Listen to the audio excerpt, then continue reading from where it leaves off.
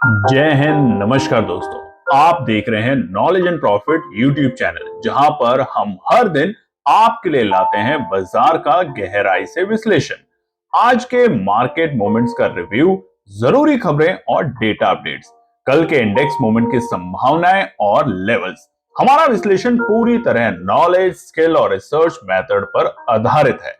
हमारा ऑब्जेक्टिव सिखाना है, ना कि आपको सीधा ट्रेड कराना, क्योंकि स्टॉक मार्केट में रिस्क होता है और बिना सीखे ट्रेडिंग करना खतरनाक हो सकता है।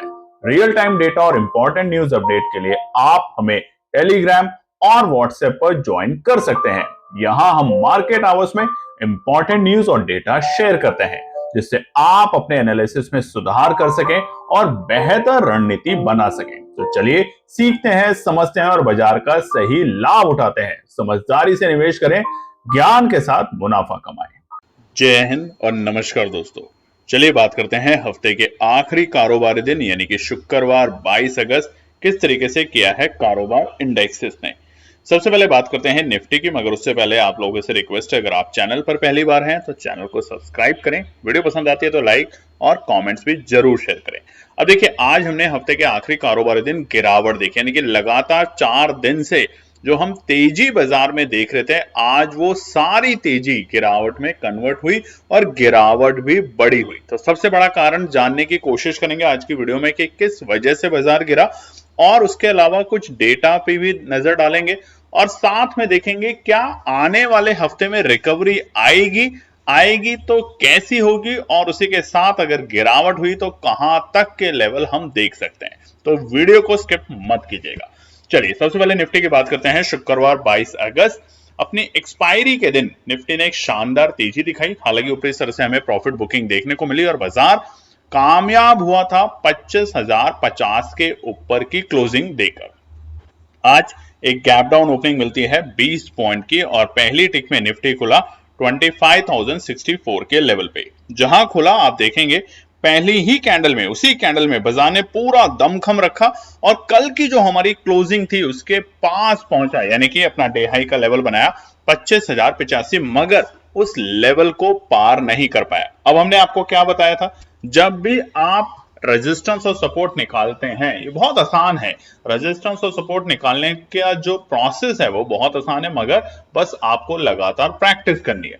वहां पर आपने निफ्टी की कल की जो कैंडल बनी थी डेली टाइम फ्रेम पे, उसका हाई, उसका लो, उसकी ओपनिंग और उसकी क्लोजिंग को मार्क किया। अब जो क्लोजिंग थी वो, क्योंकि हम उसके नीचे खुले, तो वो पहला रुकावट का पड़ाव बना और वो ही हमारा डे हाई का लेवल था 24,085। और उसके बाद आप देखेंगे लहू लुहान होता गया बाजार, जैसे ही 25,000 के इंपॉर्टेंट सपोर्ट को बाजार ने पहले 15 मिनट के टाइम फ्रेम पे ही ब्रेक कर दिया। आप देखेंगे पहले 15 मिनट के टाइम फ्रेम पे 25,000 बहुत स्ट्रॉन्ग सपोर्ट था, मगर बाजार ने 25,000 का लेवल पार करने के बाद एक बार भी पूरे दिन में उसको अटेम्प्ट करने की कोशिश नहीं कर पाया, फेल रहा। और उसी के कारण बाजार धीरे धीरे 24,920 जो तीसरा इंपॉर्टेंट सपोर्ट था उसको भी ब्रेक किया और फाइनली बनाया अपना डे लो का लेवल आखिरी के मिनटों में। देखिए ये बात बहुत गौर करने वाली बात है, आखिरी में क्लोजिंग के वक्त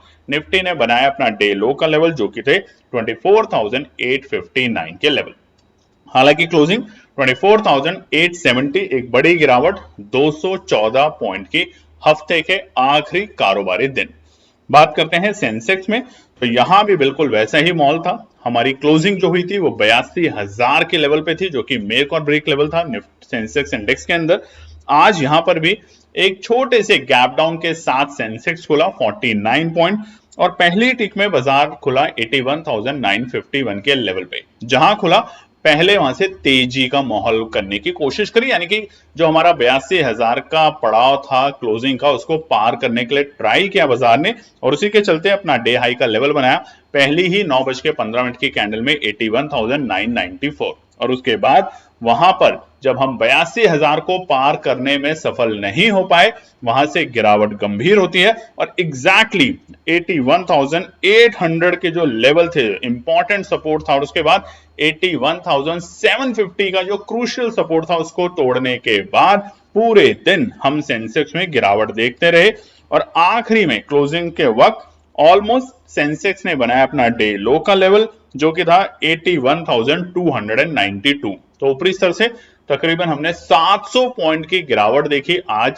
सेंसेक्स इंडेक्स में, और फाइनली जो क्लोजिंग हुई है वो है 81,307, तकरीबन 694 पॉइंट की गिरावट के साथ। बात करें बैंक निफ्टी में तो यहां पर भी कल एक अच्छी तेजी के बाद बैंक निफ्टी बंद हुआ था। हालांकि स्ट्रक्चर बैंक निफ्टी का वीक है, ये हमने आपको कल भी बताया था कि बैंक निफ्टी थोड़ा सा कमजोर है, और इसी के कारण बैंक निफ्टी कल बंद हुआ था 55,755, 56,000 को पार कर नहीं पा रहा है, और यही एक बड़ा रुकावट का पड़ाव है बैंक निफ्टी के लिए। आज गैप डाउन ओपनिंग मिलती है बैंक निफ्टी में 86 पॉइंट की, और उसी के कारण बैंक निफ्टी खुलता है 55,659, 55,669 के लेवल पे। वहां से पहले बाजार ने कोशिश करी कल के अपने डे क्लोजिंग को पार करने की, जैसा कि बाकी इंडेक्सेस ने भी करी, दमखम दिखाया ओपनिंग के बाद, गैप डाउन के बाद बाजार ने उस गैप डाउन को दमखम दिखाया कि पार करें, और इसी के कारण बैंक निफ्टी भी पहुंचा अपने कल के क्लोजिंग के बेहद करीब 55,745, मगर उसको पार कर पाने में सफल नहीं हो पाया। आप देखेंगे भी 15 मिनट के टाइम फ्रेम पे 920 लगातार, ये इंडिकेटर बहुत इंपॉर्टेंट है, ध्यान रखें, ऐसे इंडिकेटर को जानने की ज्यादा से ज्यादा कोशिश करें, उसके ऊपर ज्यादा से ज्यादा प्रैक्टिस करें, और एक बड़ी बात, कभी भी किसी भी ट्रेड को ब्लाइंडली फॉलो ना करें, अपना दिमाग, अपनी एनालिसिस जरूर लगाएं। आपसे बार बार हमारी रिक्वेस्ट है, क्योंकि हमारे से भी गलती होती है, हम भी गलत हो सकते हैं, और उसी के साथ हम रोज जो अपनी एनालिसिस बनाते हैं वो अपने एक्सपीरियंस, अपनी नॉलेज के बेसिस पे बनाते हैं, तो आप ये बात का ध्यान रखें। डे लो का लेवल हमें क्लोजिंग के वक्त देखने को मिला जो कि था 55,103। फाइनली जो बाजार बंद हुआ है बैंक निफ्टी आज हफ्ते के आखिरी कारोबारी दिन 606 पॉइंट की गिरावट के साथ 55,149 के लेवल पे। चलिए अब बात करेंगे कुछ डेटा और जानेंगे कारण गिरने के बाजार के। यूएस डॉलर इंडेक्स की बात करें तो यहां पर 98.70 फिर से थोड़ा गर्मरा रहा है, मतलब जो तेजी हो रही है यूएस डॉलर इंडेक्स में वो हमारे लिए थोड़ा सा फिर से खतरे का काम कर सकता है। रुपया फिर से कमजोरी की तरफ बढ़ रहा है। अब ये एक प्राइमरी रीजन नहीं था, मगर एक बड़ा कारण है आज की गिरावट का कि रुपए में जो गिरावट आ रही है वो ट्रम्प टैरिफ को लेके अभी भी थोड़ी सी अनिश्चितता है। थोड़ा सा जीएसटी को लेके कुछ सेक्टर्स आज खुश नहीं देखे गए, जैसे कि रिलायंस है, आईटीसी है। अब इसके पीछे के एग्जैक्ट कारण क्या है कि जीएसटी में इतना बड़ा फेरबदल होने की बात सरकार ने करी है कि 5% 2 ही स्लैब हम कर देंगे, 5 और 18%। तो ये जो भारत के लोग हैं, जो हम सिविलियंस हैं, उनके लिए क्या फायदा होगा, इंडस्ट्री को क्या इससे नुकसान होगा, इन तमाम चीजों के ऊपर हम कल वीडियो लाने की कोशिश करेंगे आपके साथ। मगर अभी के लिए जो एनालिसिस निकल कर आती है वो ये कि ये एक बड़ा प्राइमरी रीजन दिख रहा है बाजार को आज की गिरावट का। रुपए में गिरावट, निफ्टी विक्स की बात करें तो बिल्कुल भी वोलेटाइल नहीं है, स्टेबल है वहीं पे 13 के नीचे 11.73।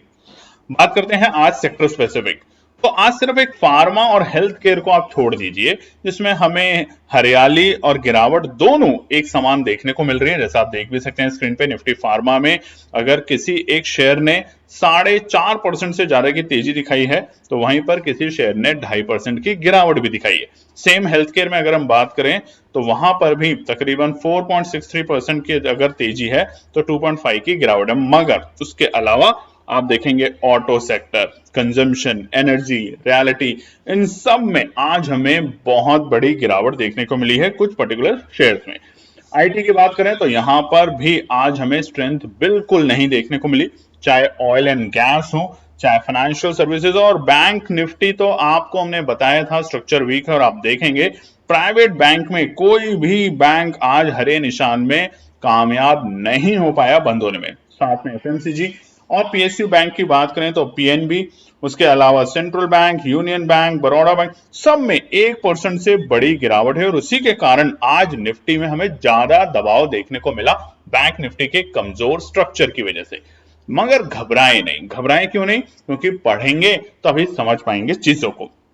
बात करते हैं एफआई के नंबर। अब देखिए यहाँ पे चौंका देने वाली बात है, कल के दिन एफआई ने खरीदारी वापस करी। हालांकि 1246 करोड़ की खरीदारी करी एफआई ने कल बृहस्पतिवार के दिन। उसी के मुकाबले DII यानी कि घरेलू निवेशकों ने भी 2546 करोड़ की खरीदारी करी। ऐसा ही समीकरण हमें 18 अगस्त के दिन देखने को मिला था।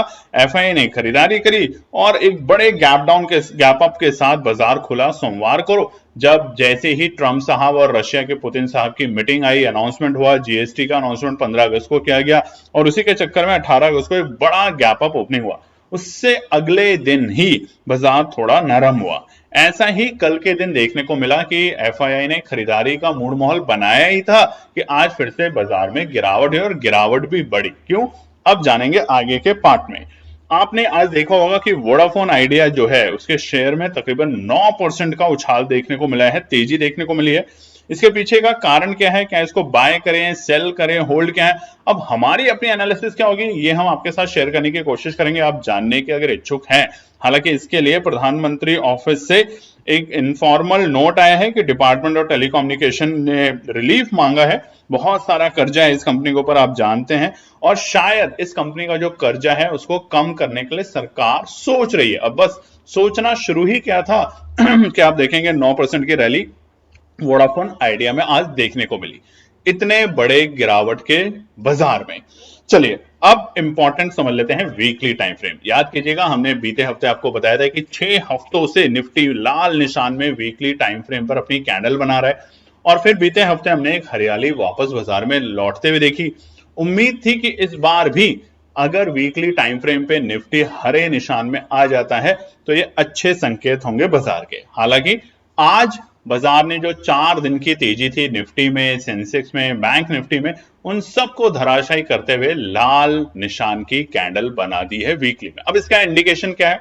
सबसे पहले तो कमेंट सेक्शन में लिखिएगा कि वीकली टाइम फ्रेम के ऊपर अगर जिस तरीके की कैंडल आप आज देख रहे हैं, जो कि क्लोजिंग के वक्त हमें देखने को मिली है, इसका मीनिंग क्या है। मगर इससे घबराएं नहीं।